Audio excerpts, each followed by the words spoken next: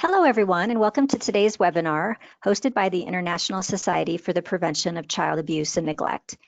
Today, we will be learning more about the Out of the Shadows Index, a 60-country benchmarking tool designed to help measure progress toward reaching the United Nations Sustainable Development Goal, Target 16.2, which is ending abuse, exploitation, trafficking, and all forms of violence against and torture of children.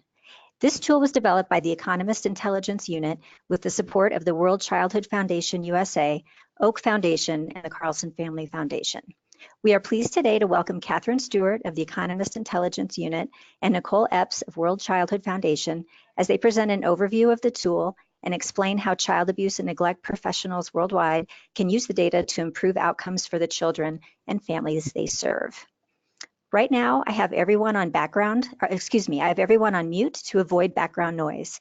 We welcome you to please enter any questions you have in the questions box throughout the presentation.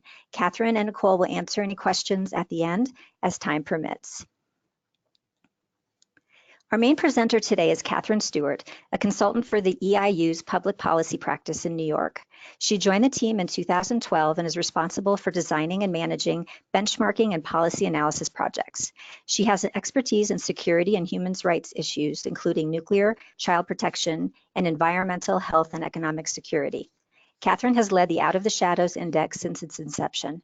She also leads the Nuclear Threat Initiative's Nuclear Security Index, has worked with the Instituto Elena on analyzing child-directed advertising, and was part of the No Ceilings Initiative, assessing the progress of women and girls since the 1995 Beijing Platform for Action on behalf of the Clinton Foundation and the Gates Foundation. We also have with us today Nicole Epps, Managing Director of Programs and Advocacy for the World Childhood Foundation. Nicole has been a nonprofit leader in the anti-trafficking and street-affected vulnerable youth population, both domestically and abroad. Previously, she implemented and managed the Fostering Futures program for teens in foster care for CASA, or the court-appointed special advocates, and also led the U.S. office of the anti-trafficking organization APNI-AP. Catherine and Nicole, we thank you so much for being with us today and sharing your insights on this tool. Now I will turn it over to you. One moment, please.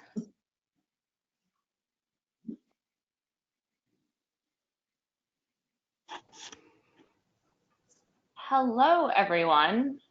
Can you see my screen? It says waiting to view. Let's wait just one minute here. I see it right now, Catherine. It just pulled up.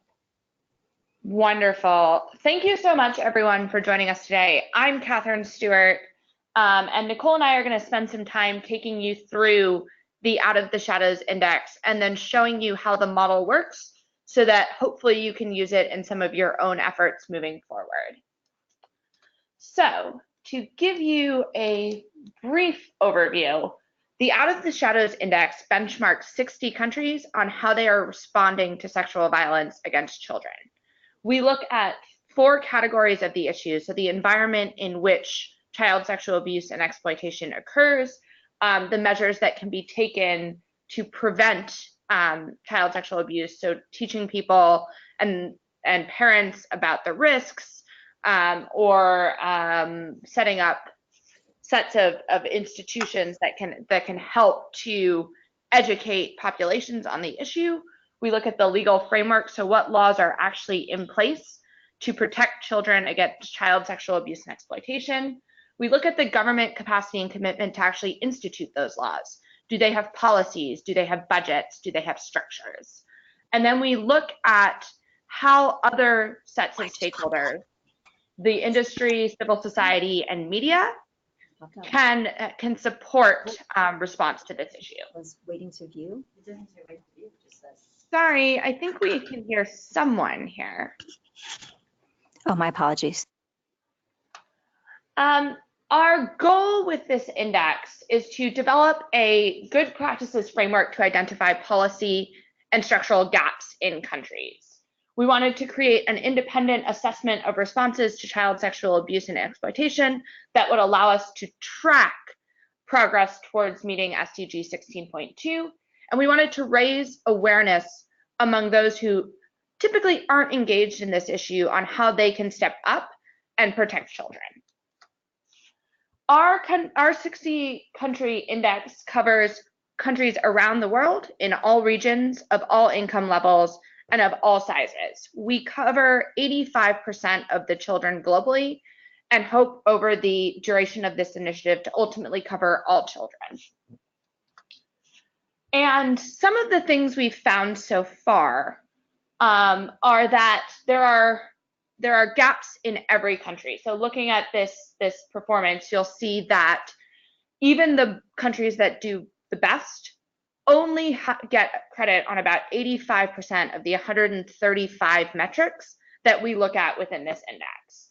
And while the top countries are some of the world's richest, we found that lower and middle income countries often do not fall far behind, and there are some high income countries that sit very far towards the bottom of our assessment. Our biggest finding was that while most countries have made big pushes on the legal front, the institutions that exist within countries to protect children are actually quite weak. So putting laws in the books is not enough if there are not the resources behind those laws to actually ensure that children are protected. And that with the growing risk of access to the internet, especially in developing countries, the growth of risks for children are rapid. So looking forward, if you're looking in developing world economies where thousands of children are coming online every day, those areas are big areas for attention and investment over the next years. So one of the things we want to actually walk you through today is how you can actually use the index. We see it as a tool that allows people to see where gaps are in countries. So look within an individual country, within an individual region, or to look across sets of issues. We have people who have used this because they're interested in issues around child marriage. We have people who have used it because they're interested in how technology is stepping up to actually drive change.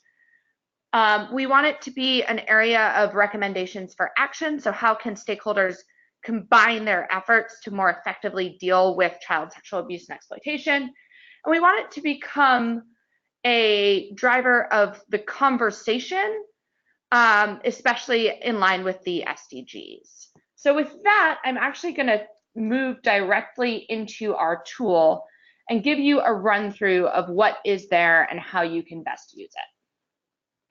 1 minute while I switch over. So, for those of you who are interested, you can download our tool from the Out of the Shadows Index website. When you download the tool, it will ask you to open up this Excel-based model.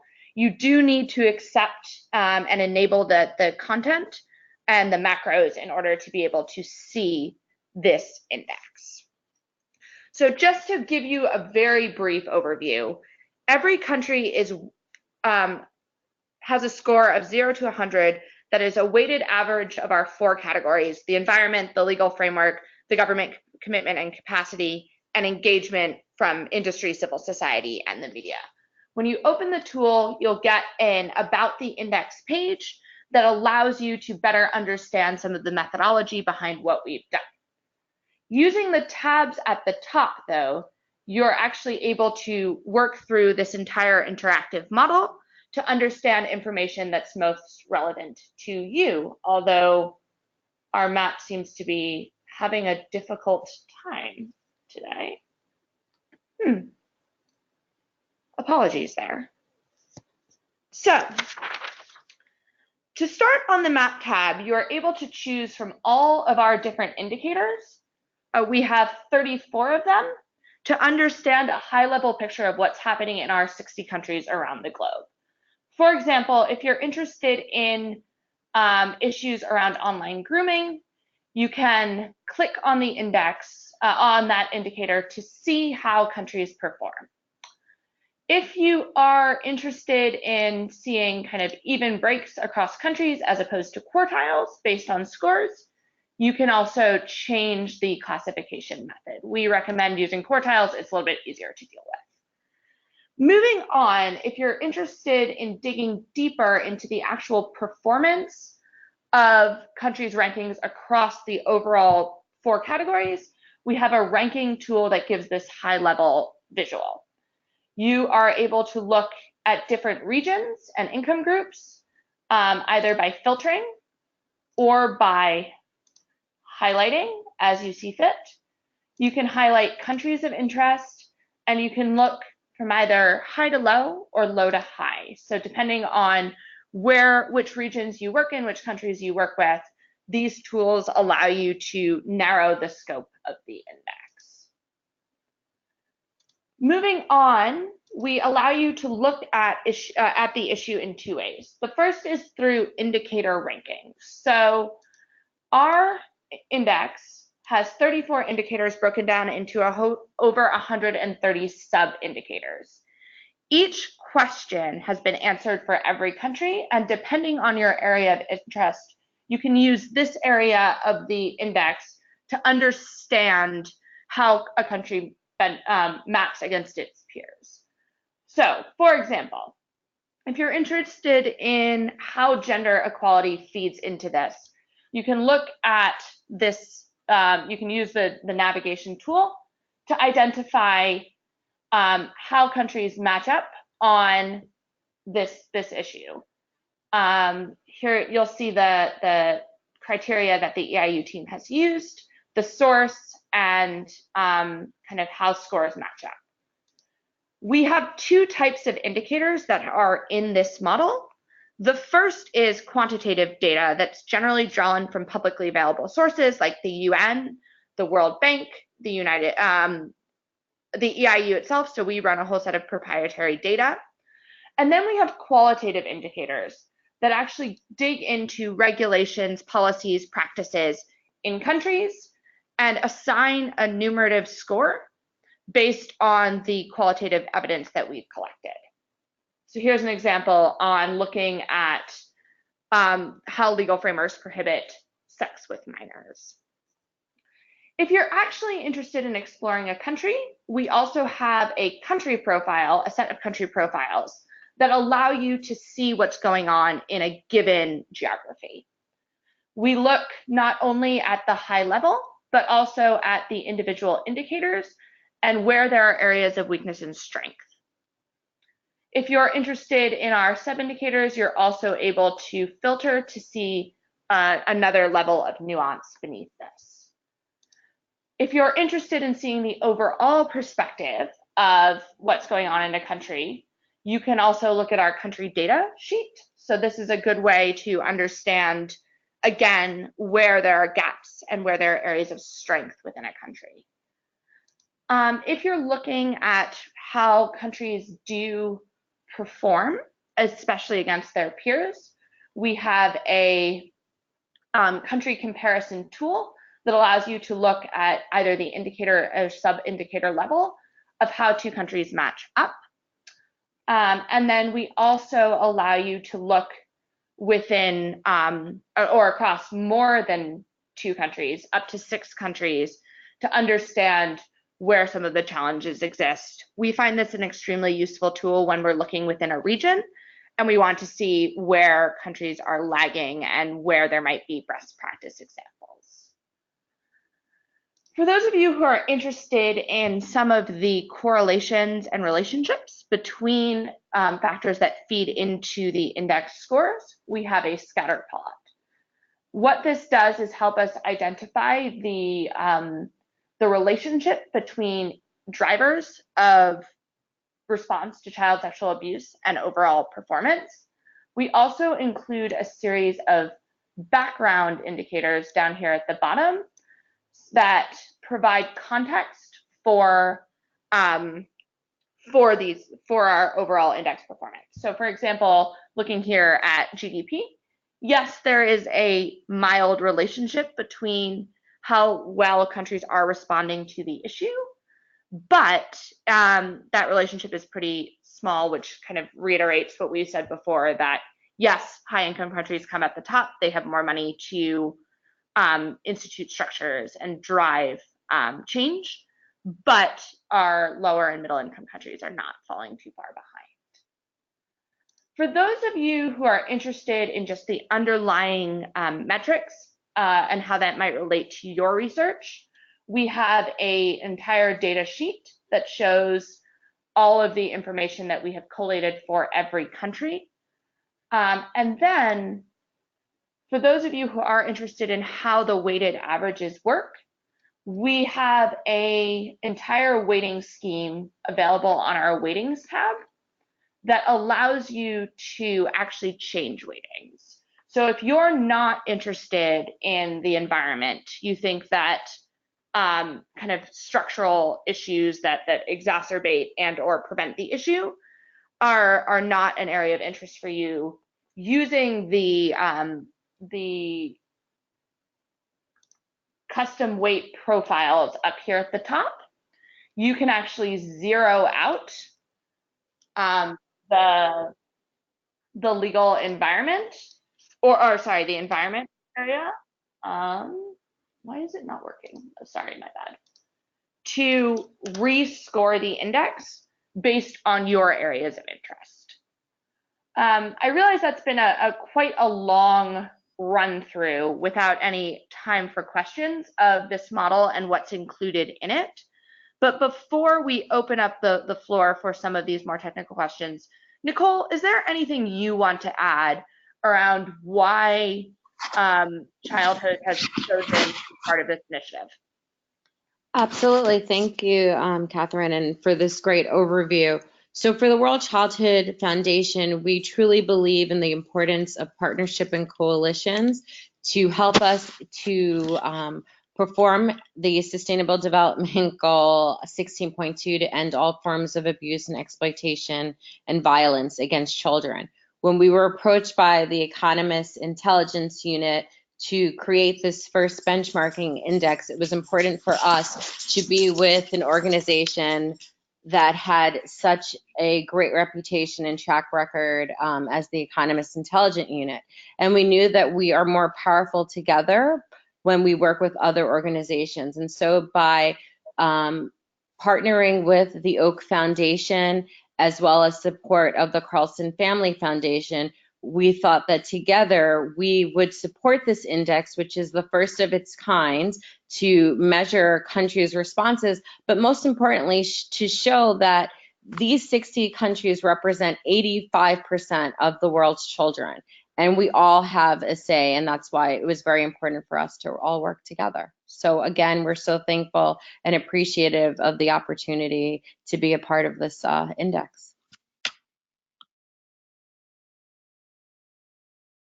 Wonderful. And as promised, we have some sirens here in New York, so I apologize for that.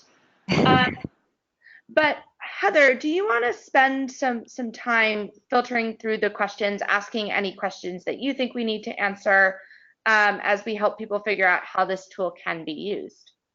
Sure. We are still waiting for some questions to come in. I've put out a message to the audience, and just a reminder to everyone listening that if you have a question, please type it in the questions box, and we are happy to ask Catherine and Nicole your question. Maybe just given the makeup of our audience, Catherine, if you wouldn't mind talking a little bit more about the methodology that you used, I think that may be of interest. Absolutely. So the Economist Intelligence Unit builds tons of benchmarking studies. It's one of the areas of expertise. And we use a multi-phase process to both construct the framework that we use to assess an issue and then to collect the data. So let me walk you through that. Our first step, obviously, we are not experts in all of the topics that we benchmark, at least in the beginning, is to build on the shoulders of those who have stood before us. So there are a ton of available resources already that look at the factors that are necessary to end sexual violence against children. Some of these include the We Protect framework, the Inspire framework, and our first step is always to gather that information and then bring together a group of experts. We spoke to over 30 experts around the world on this issue to create our framework of these 134 underlying questions that ultimately get aggregated up into the index. So that process takes, at least for us, about 5 months to complete before we feel that we have captured a set of questions that are comparable across countries, but also feasible to research. All of our frameworks depend only on publicly available research that we can find, with the idea that any other set of researchers should be able to take this framework, take our scoring criteria, and go out into the market, do this research, and come back with essentially the same set of results that we have done. From there, the EIU has a set of country experts around the world who are responsible for our country analysis. That is kind of the bread and butter of what we as an organization do. And working with them, we actually go out and conduct the research for all of our countries in their native languages on the ground. We reach out to experts and we conduct interviews as necessary. And all of that research gets aggregated up, calibrated across countries to ensure that we're applying the same standards to the UK that we are to Cambodia. And then we build all of that up into this tool. We shared the results of our research with government contacts and asked them to respond to our results to verify accuracy. I will be completely transparent with all of you on the phone. Of the 60 countries that we've reached out to, only about 12 of them chose to engage with us and respond. But we used that to reassess some of the answers that we had for the 12 countries that did choose to respond. And all of this then gets collated up into the model that you see here, the website, and then the papers that we have written around the issue. For those of you who are interested in understanding more, we have a methodology document that is available on the website. You can download it. You do have to scroll down to the bottom of the website in order to be able to do that, but it's about 40 pages of a very nuanced description of how we built the framework, defined the issue, and collected the data. Okay, great. We have had a couple more questions come in, and related to what you were just saying about government response. Did you have any cases where governments tried to suppress the data from being made public?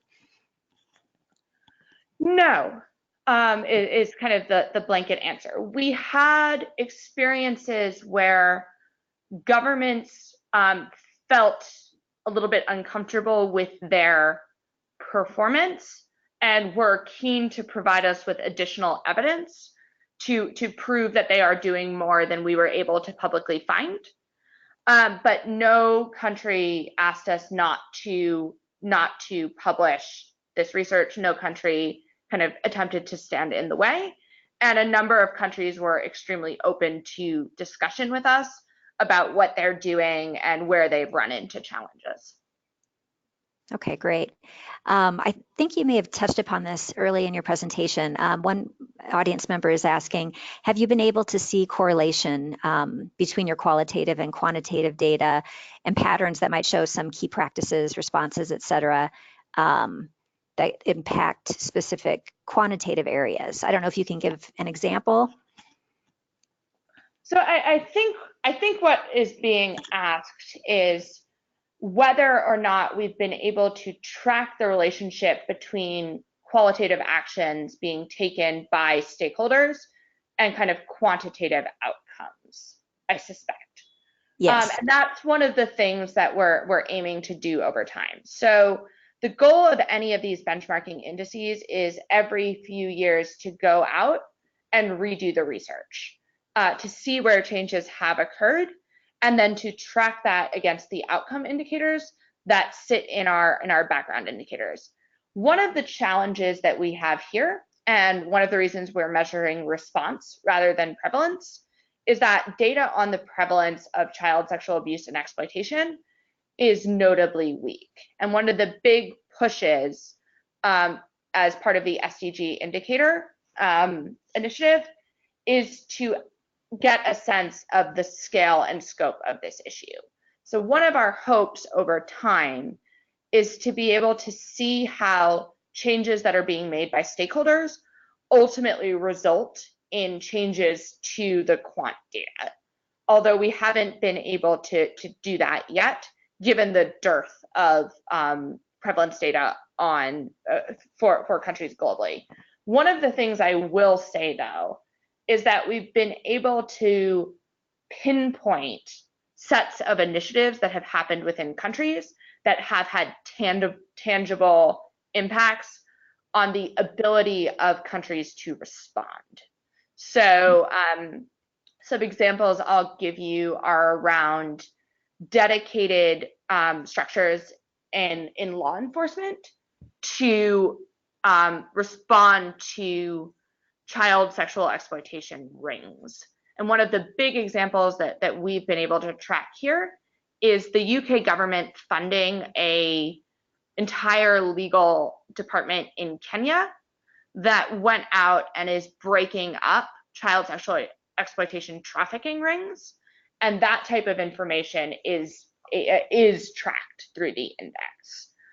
One of the things I will note for those of you who are research oriented is we have an entire body of qualitative research that sits behind this model. It's not published because some of the information we have collected is sensitive, especially that information that governments were willing to give us during the validation and confirmation process. However, for those of you who do want to know more about a country or a specific indicator, we can remove the sensitive parts of what we've collected and share that evidence and the sources with you if that would be valuable in your research. Okay, great. And if people are interested in that, can they just contact you directly or? Yep, absolutely. Okay. And perhaps we can circulate my email at the end. Terrific. It's also on the front of the model and on the website, so I'm not too hard to track down. Okay. And you kind of touched on this. A couple of audience members are asking about plans to update or evolve the tool in the future. Absolutely. So we're one of the things that we found with all of these models is change over time is slow. So we could do all of this research again and launch our version 2 in the spring of next year, about a year out from version 1. I suspect we wouldn't see a lot of change.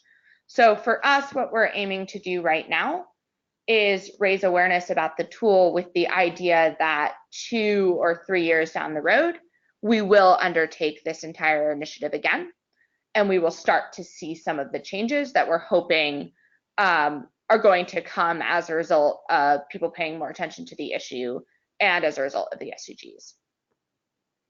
Okay, great. Is there a plan to publish in any way some of these best practices that you have found? Potentially. We're looking at different ways we can kind of use what we already know to continue encouraging people to engage. So one of the potential areas is to kind of build out a roadmap for here's what countries should do, with the caveat that every country is going to look a little bit different because there are nuances in every country.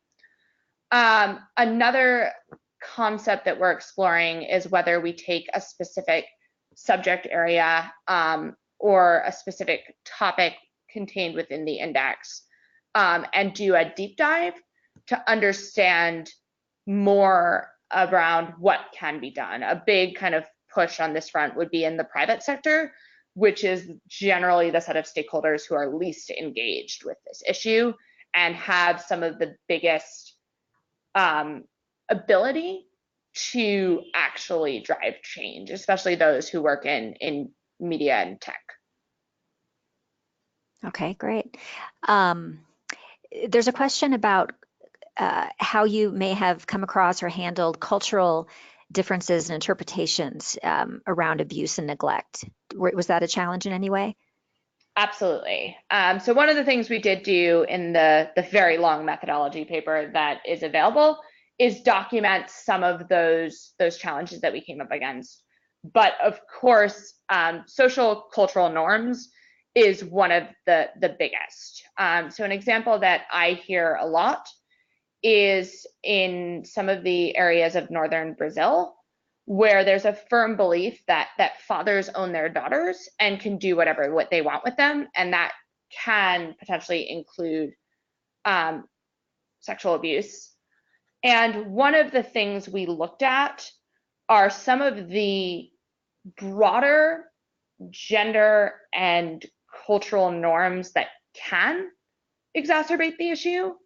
So that's within our environment section, with a recognition that in some countries or in some communities, religion is a really positive force to protect children, whereas in some it might be a negative force. So we couldn't necessarily assign directionality there. So kind of doing what we could to acknowledge the issue, but also recognizing the nuances prevent us from making a blanket statement around a lot of those social, cultural, and gender norms. It's a very touchy area. So good question, and one that I think the index represents what we can do, not necessarily what all of us believe to be true on that front. Okay. And a question about the data. You mentioned that you use publicly available data and then as well as qualitative data. And you may have mentioned this. What type of professionals or people did you gather the qualitative data from? So the way we talk about qualitative data is just that it hasn't been pulled into a kind of numeric or countable form. And that's how one of the values that our processes add. So qualitative data for us could be a regulation. It could be a policy on child sexual abuse. It could be a set of institutions that governments or NGOs are running in a country that we go through, and based on our framework questions, are able to assign numeric values to. So we do not run surveys on this issue. One of the reasons we don't is there's a number of countries that we can't get survey data access to. So we would be inconsistently applying scoring to our countries. It's also that one of the big challenges is removing subjectivity from issues like this and using only written materials that are publicly available can help us eliminate some of that subjectivity. Does that make sense? Yes. So you probably didn't have the challenge then of data discrepancies in one country. Did that come up? No, not in the same way. Our biggest challenge is data discrepancies across countries. So how do we understand if there's a program that exists in Kenya and one that exists in Ethiopia, and we can't get budgetary information on how many resources or how many employees are being are kind of included within that program?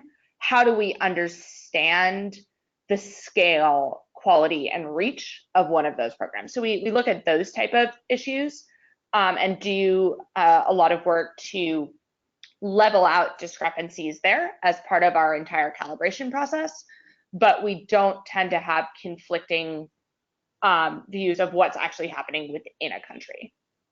Okay. Okay. I have a question here. Is it feasible to focus on data from specific sectors, for example, institutional abuse or abuse in sport? No, so we avoided some of that within our research here for a couple of reasons. The first being that in some cases institutions can be quite valuable in creating safe environments for children, and in some areas, and we have all, I mean, you have the UK football scandal, you have the Catholic Church, a whole set of challenges there. But again, the consistency with which we can apply judgment on whether institutions are a good or a bad thing is fairly limited. However, one of the big findings, and I think this relates quite well to questions around institutions and sports, one of the big things that we identified is that protections for boys around the world are much more limited than protections for girls. So if you're looking in institutions, you're looking in sports, and I recognize the US gymnasts were all women, but you'll see a lot of incidents of the sexual abuse of boys. And part of that is that boys just have not been at the top of the agenda when people think about child sexual abuse. They often conflate child sexual abuse with violence against women, sexual violence against women. Okay. This question is related to maybe specific findings. He's asking if you got a sense of what is happening to develop specific medical or mental health diagnostic and treatment services to help with substantiation of allegations and provide therapeutic services. So I don't know if you're, yeah. Good question. So we looked at a high level at the existence of offender support programs. And many of those are medical-based offender support programs. So we looked at ones that are provided by the government and ones that are being provided from alternative institutions.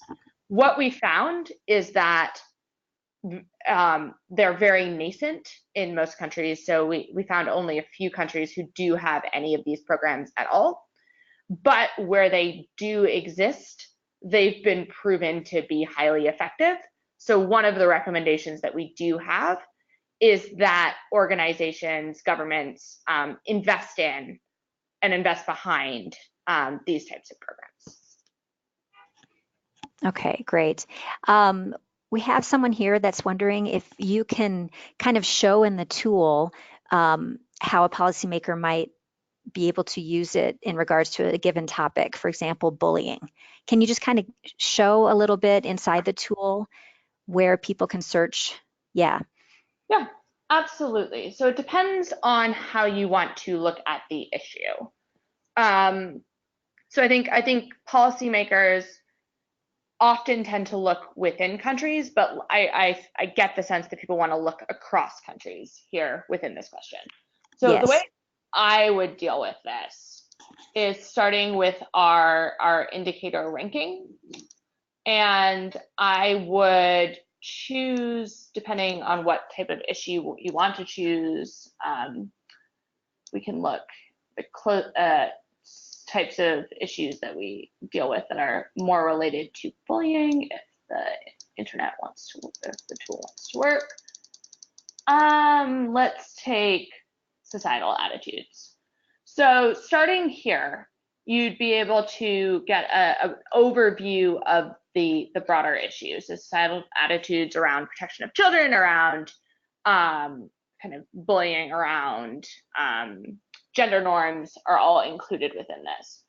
So I would start here, and then depending on exactly what you're interested in, you can dig further into a given issue. So we'll take selective abortions, which will give you an overview of exactly, it'll kind of help you identify where countries are doing well, where they are not doing well. Now, what you can't really do in the tool, instead you'd be more dependent on the paper and kind of supporting evidence, is figure out, okay, what are the policy initiatives that exist to prevent such selective abortions? So there are all sorts of initiatives that countries take in order to take this on, but that is not entirely kind of available within this tool on something like bullying. But if you were interested on the flip side in kind of issues around child sexual offenses, you would see we have built this into the tool. So all of our qualitative research sets this up. So we look at 5 different types of ways that laws protect children against child sexual offenses. Depending on exactly what you're interested in, you would be able to dive into any one of these. So we'll go down to engaging in sexual activity with a child, and you could see exactly what we consider as sexual activity, and you could start to think about how laws or institutions can be put into place to protect children against indecent acts and moral acts engaging in sexual activity in front of a child. So part of it is dependent on exactly what we've covered, and then how relevant we think the issue is to exacerbating risks of child sexual abuse. Okay, so here in the tool itself, is it possible to see like some of the best practices you were talking about? No, that's the sensitive background data that is stored in a kind of separate online tool that's only accessible to the EIU team. But if there is interest, we can download parts of that and are happy to share it with people who are interested. Okay. And here's a question. Is there any detail in the tool itself about the laws or policies in a country around a specific topic? No, again, that sits in kind of our background, our catalog of information, but again, can be shared if we have a set of specific indicators that people are interested in. Okay. And this person is asking, I think about training if they wanted to use it with their staff. He says, what would be appropriate training for staff in child protection structures? I assume he means training on using this tool. I think there's a couple of ways you can go about that. And this is actually an area that Nicole might have more ability to weigh in on because she's more on the ground with some of these issues. So Nicole, let you speak and then. No, I was going to let you finish and then just add on. But what we have been recommending to NGOs and other organizations is that they become familiar with this tool, but also look to key recommendations based by country and in general. And so those recommendations include paying specific attention to special populations such as boys, LGBTQIA plus communities as well, and using these recommendations in the conversations that they have with their staff regarding cultural competency. It is also an opportunity for foundations and all other grantors and grantees to look at the work that they do to see if it is addressing these differences. The other suggestion that we have and how we would like the index to be used is as a tool in discussions with corporate giving and the private sector, who, as Catherine spoke to earlier, often are not aware or recognize the role that they play in combating child abuse and exploitation. And so this is a tool that we think is kind of holistic in approach. You can learn from the report and see how your mission and your programs align to address these questions, but it's also a great starting point when talking to governments and the private sector. I'm not sure I have anything to add to that. And you mentioned recommendations. Are there recommendations? We do have recommendations. So we have a report that lays out the recommendations that we've identified. They're also laid out in the key findings on our website. And then at the country level, every single one of these countries has a separate country profile where we start to talk about some of that underlying research that we keep mentioning here. And those are publicly available on the website as well. So you can use those to start seeing the recommendations that we've identified in countries where kind of action should be prioritized to drive progress. Okay. Would it be possible, Catherine? I don't know if you can open up your website and just kind of show the audience where that is. I can absolutely do that. Great.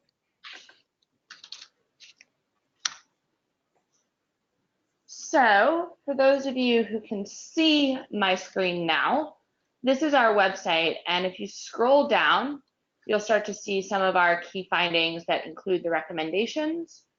And then you'll get down to this explore the data tab. So if we're looking at Canada, for example, you can open it up. You can explore Canada's progress here, but you can also download our country profile for Canada, which would give you a written overview of what we are recommending and what we're seeing.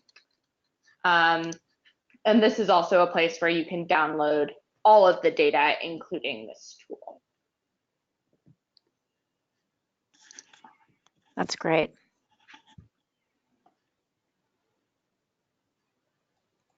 Great. So Nicole talked a bit about, you know, how you envision the tool being used in approaching governments, et cetera. Is there anything else either of you would like to say about other ways that you would like to see it used long term?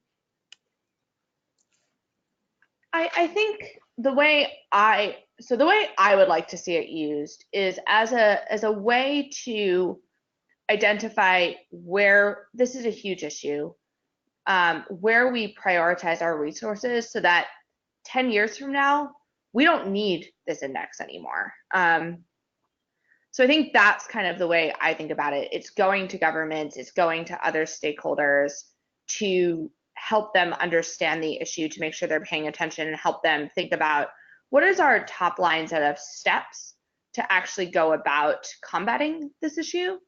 And then moving from there, it's around how can we continue to track where countries are making progress. So let's hold everyone accountable so that by the time we get to 2030, the SDG, the succession to the SDGs don't need a 16.2 anymore, and we don't need to do this project anymore. I suspect that's a little bit ambitious, but that's the vision that I have for this tool. Nicole, I don't know if there's anything you want. No, you know, we're in complete agreement. We hope that we never have to update the index because there's so much forward momentum. I think the only addition that we have is that we'd like the index to be disseminated on the ground as well, and that this is a tool that can be used in grassroots programs as well, who are on the ground and working in this field, and that we continue to elevate and amplify their voices and their work as well. Agreed. Great. Okay, well, we have a few minutes left. I do have a couple questions from the audience about the tool itself. Would you mind going back to the tool? It looks like some people are just really interested in seeing how it works specifically. For example, earlier you mentioned that there is a regional view or way to search across countries, right? Yes. So at the top, yeah. So at the top here, you have a whole set of navigation. So selecting your group allows you to select a region, an income group. For those of you who are interested in kind of the Pathfinder countries who are working towards ending violence against children more broadly, you can filter down to those. And then within that, so let's say we're interested in Latin America. We filter down the number of countries there. We're also able to then highlight selected countries. And this whole set of filters will remain consistent across all of the different tabs in the model. So once you've filtered, you can kind of use the tool as a regional or income group specific tool rather than a global tool. Great, thank you for showing us that.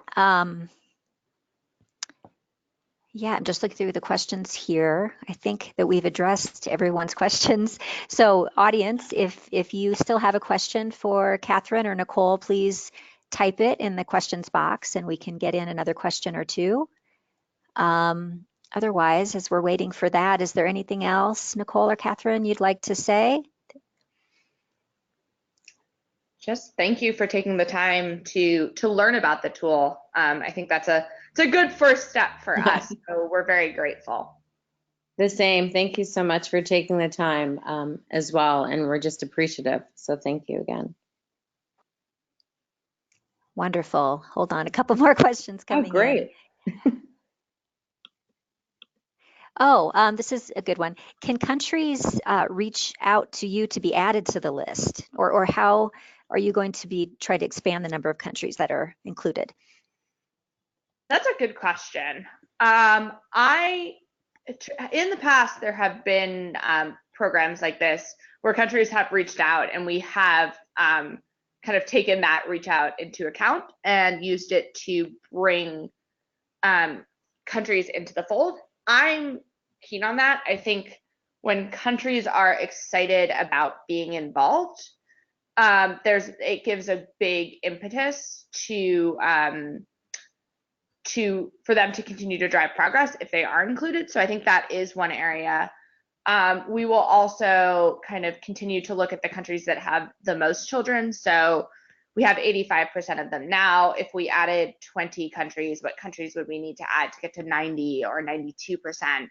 With the idea that ultimately down the road, we want to have every single country in this tool because every single country has children. Yes, thank you.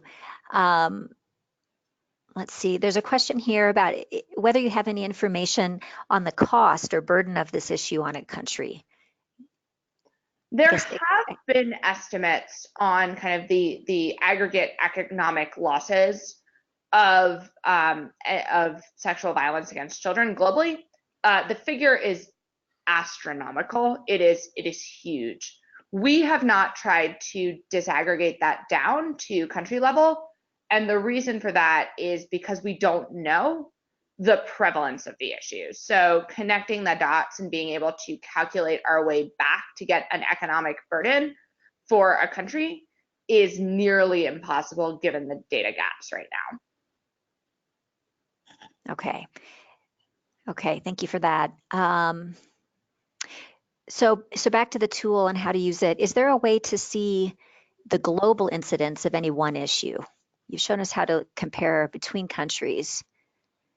Yeah, so that's what the map tool does.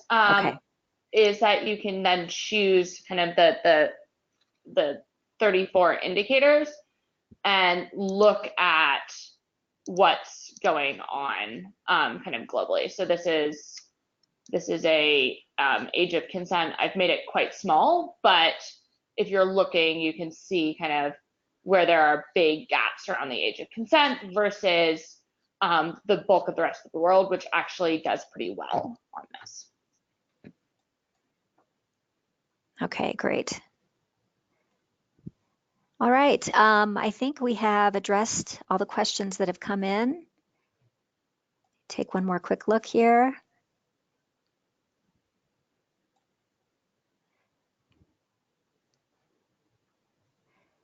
Okay, that looks good. So thank you so much, Catherine and Nicole, for being with us today and sharing this information.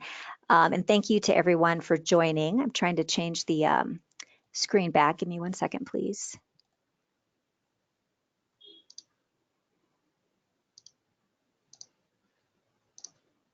I think now it should be back to you.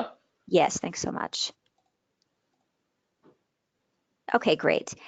So a recording of this webinar and a PDF version of the, well, that's not appropriate in this situation. A recording of the webinar will be available within 24 hours on the ISPCAN website. We encourage you all to become members of ISPCAN if you're not already, so that we can continue offering informational webinars like these in the future. If you are interested in presenting a webinar or have ideas for topics, please contact us at resources@ispcan.org. Thank you all again for your time today, and we hope you have a good day or night depending on where you are. Thanks so much. Thank you. Thank you. Okay. Bye-bye, everyone.